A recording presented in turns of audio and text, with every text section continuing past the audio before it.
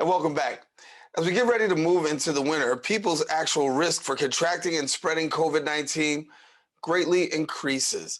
Proper air circulation and ventilation, whether natural or mechanical, are keys to actually lowering the risks. Although many buildings, especially older ones, do not always have proper ventilation. Well, the question is, what precautions can you actually take, and what initiatives should actually businesses and homes take to increase airflow in mitigating the COVID-19 spread? We're pleased to be joined by the principal of the Stephen P. Jacobs Group, Isaac Daniel Astrachan, and we thank you so much for joining us. Isaac, good to have you. Great to be back. Thank you for having me again. Yeah, glad to have you back. And obviously, you come back at a critical time, as we know that the numbers are continuing to rise across the city and across the country in regards to COVID-19. Many people are actually wondering, how can they make things better, given the fact that we know that you're supposed to be outdoors. If you have to be outdoors, that'd be a better chance of mitigating the risk. But now there's no two ways about it. We're going to have to go indoors. So walk us through a little bit about how we can get through this situation now that we're headed indoors. Well, this whole situation is about mitigating risk, right? So, like I'm currently in my apartment. My wife is out. She put on her mask. She's out about. My son is in his bedroom doing some hybrid schooling. So I'm feeling pretty comfortable in my apartment, right? I'm only sharing the air that's in here with one or two other people. Now, once you start going, let's say the elevator. Now, in our building, when we were in lockdown, we were limited to one person in the elevator. Then things loosened up a little bit. We were allowed to have two people in the elevator because we're sharing the same air. This morning, I see an email from the building saying, "Oh, we're going back to one." That's it, right? So we have this common resource of air that we are sharing, and obviously the more we are together in smaller spaces, the higher the risk is. So following up on my son's example of going to school, he's virtual Monday through Wednesday and in person on Thursday and Friday. His school is it's an older building, right? So they don't have the whole fantastic ventilation system, and there was no way that they could put in a centralized ventilation system within the time frame and given the cost. So what do? They try to mitigate as much as possible. The kids have their masks on, they're socially distanced, and they open windows. But today the temperature is 46 going down to 33. So once it gets a little colder, this is not working out that well. Right. So what do you do? It's like in schools, I don't know. Once it's going to get really cold, are they just going to school and just putting their coats on and hats on and gloves on and just for the fact of being in school? I think this shows also that there's there are intrinsic issues that exist that haven't been dealt with historically, and now this pandemic, in many cases, is bringing that up, to the front.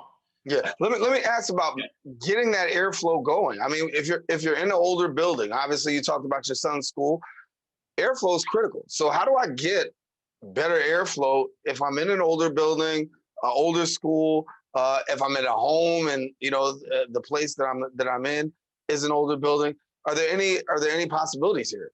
Yeah, I mean, you can, you can obviously the easiest one is opening the windows. You can have fans, you can have purification systems that you put in the middle of your room. Those need to be calibrated to fit for that space that you're talking about. But it's not ideal. In more modern buildings, you've got centralized systems that allow you to bring air in, to condition it to whatever temperature you want and to get it out. So you're changing the volume of air approximately maybe every 10 to 15 minutes. You're getting this, let's call it this new air circulating. but even in those cases, it depends how good your system is. Then it depends what type of filters you're using. These HEPA filters um, are being used because they take care of most of the particulates that are in the air. So it's I take the example of, for instance, when restaurants, right? When the weather was nice, everyone realized that, hey, we don't need to be indoors and in air conditioning. It's fantastic to be, dining outdoors, and you're mitigating your risks. Now, little by little, now you put the heat lamps in. Now you start putting partitions in those outdoor areas, and you're pretty much enclosing those outdoor areas. So if you look at some of these outdoor dining places now, it's really like another indoor space that's Right. become totally enclosed. So that kind of defeats the purpose. I think this is, they've been talking about the second wave since this pandemic began, and it was going to be the worst fall and winter because of mostly, this is that because of the weather, we're indoors. We can't take advantage of the outdoors, and we're all congregating more, and therefore the risk goes up, unfortunately. So if I'm at home, for instance, and I know they've already said it, don't bring a whole lot of people home for the holidays.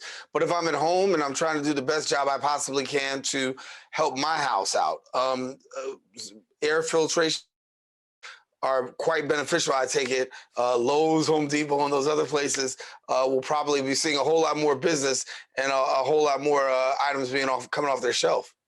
Yeah, I mean, definitely. But again, we had, it's again, it's how much risk are you willing to take on? We had people over the other day for dinner, but who we haven't seen in months. Happy to see them, happy to have dinner together. But what do you asking people to put their masks on while they're in your house and eating and stuff?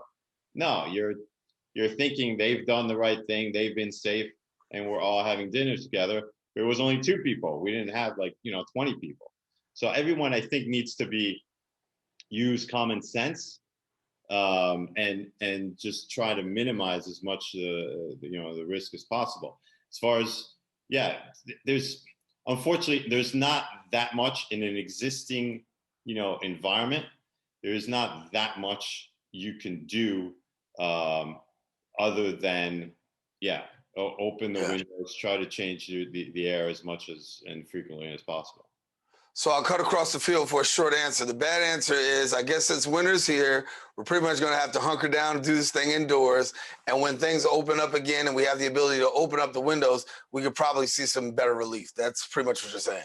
Yeah, I think so. And I think, the numbers showed it when in the spring, and we, especially in New York, we were all doing the right thing, right? We were social distancing, wearing our masks, and we were enjoying living more outside.